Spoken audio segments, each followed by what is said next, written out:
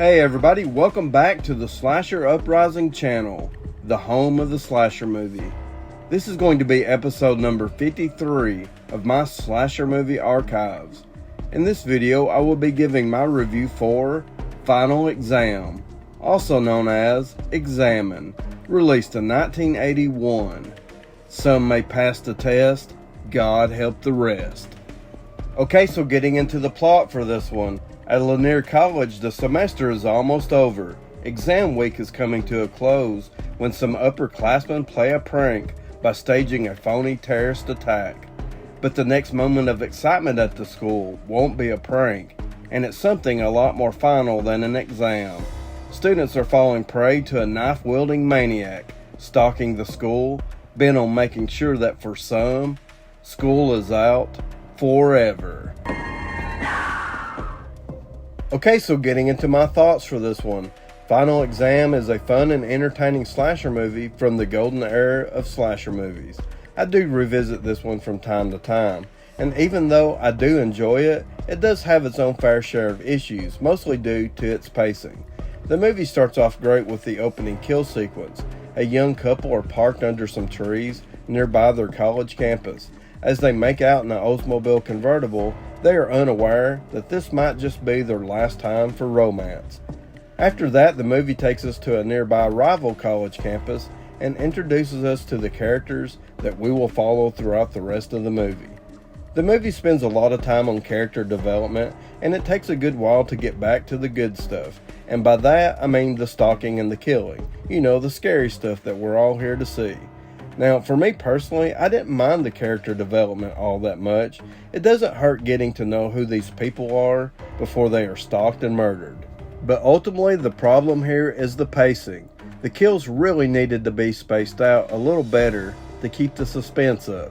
We do see the killer stalking around and driving around in his creep van quite a bit, but we just needed a little more from him a little sooner. I really do like the college campus setting and the shenanigans going on around the campus as we follow these students as they go about their daily lives. It really does remind me a lot of the school comedies that came out around the same time period. We follow students as they study, have lunch in the cafeteria, and as they are taking their final exams, or as they plan extracurricular activities to improve that final grade, or as they steal the test to avoid studying, or as they play out a terrorist attack to create a diversion to cheat on the test. We also have some hazing where a guy is stripped down to his underwear, tied to a tree, doused with water and shaving cream, and ice is poured into his underwear. It's all here. The Scream Factory Blu-ray features play movie, chapters, audio options, subtitles, and bonus features that includes interviews with the cast members and the theatrical trailer. Final Exam is a part of the Video Nasties Section 3 list and was not prosecuted. Okay, so now I'm going to talk about the characters we have in Final Exam. In this one, we follow a group of students who go to Raynor College as their school semester is coming to an end and as they prepare to take their final exams and move on to the next stage of their lives. We have Courtney, who is the sweet, innocent girl that everybody gravitates to. She's friends with everybody, she has a level head on her shoulders, and she has her stuff together. She reminds me a lot of Laurie Strode from the original Halloween. You're just pinned. It's not legal or anything. And then we have Radish, who is your smart, gullible, know-it-all nerd. He is the kind of guy that can take all the tests without studying. He has a thing for Courtney, and he actually does warn her to keep her door closed and locked. Now, I'm paraphrasing, but he goes on to explain that there are killers out there, and that it could be anybody, and you never know who it might be. That's a brief summary of a conversation he has with Courtney. You can tell that Radish does care a great deal for Courtney. Perfect strangers wake up in the morning and decide, I think it's a good day to snuff somebody. And then we have Wildman and Mark, who are your typical jock. And I can't help it because I'm offensive. They stage multiple pranks to get out of studying. One includes a pledge named Gary, who they force to steal the test, and only moments later, strip him down to his underwear and tie him to a tree. Hey, I did it. Now let me go. I gotta study too, you know. Sir, Sir. We have Gary's girlfriend, Janet, who is causing an awful lot of trouble for Gary. And finally, we have Lisa, who is having an affair with one of the college professors. I guess she figures laying on her back is the easiest way of getting a passing grade. But will it be worth it? Overall, I really enjoyed these characters. It has all your stereotypical characters that you would expect in a school slasher movie. I thought the acting was pretty solid, and I did enjoy following these characters through the storyline. Okay, so now I'm going to talk about the most important part of a slasher movie. That is the killer and the kills. This one goes in a little bit of a different direction instead of having a traditional masked killer. In Final Exam, we have a normal, average-looking guy who stalks and murders college kids. He does remind me of Michael Myers a little with how he lurks around and stalks his victims, but ultimately, we don't know anything about this guy. There's no backstory. Even though I would have liked some kind of explanation, I do have to give them a little credit because that seems like a very bold, creative choice to me. Now, with that being said, I did mention earlier the conversation that Radish had with Courtney. He mentions that there are killers out there, that people are killed for no reason at all.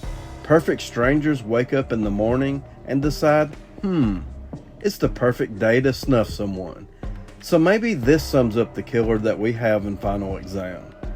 There's other lines of dialogue in the movie that offers another possibility. Another point in the movie, Courtney has a conversation with Janet, where she tells the story about the year prior, a girl who kills herself because a sorority wouldn't accept her. She jumped from the top of McWilliams Tower, 6 floors. So perhaps in some way, the killer uses that as motivation. In this movie, it's up to you to decide, and I think that's kind of cool. And as far as the kills go, the movie has a pretty large body count with around 11 or 12 kills, and that includes the off-screen kills. There's not really a lot of variety to the kills. They mostly consist of stabbings. We have a person stabbed on the hood of a car. We have the killer jumping out of a tree and stabbing a person to death. A person is stabbed through a door, and if you notice with this one, the killer smashes his hand through the door, reaching out into the hallway to stab the victim. And when the body is discovered, it's hanging through the door from inside the room, so it's backwards from how it actually happened. So that's a minor goof up, but no big deal. We have a person stabbed with an arrow, and a person is strangled with exercise equipment, just to name a few. I really like how some of these kill sequences are set up with the eerie music.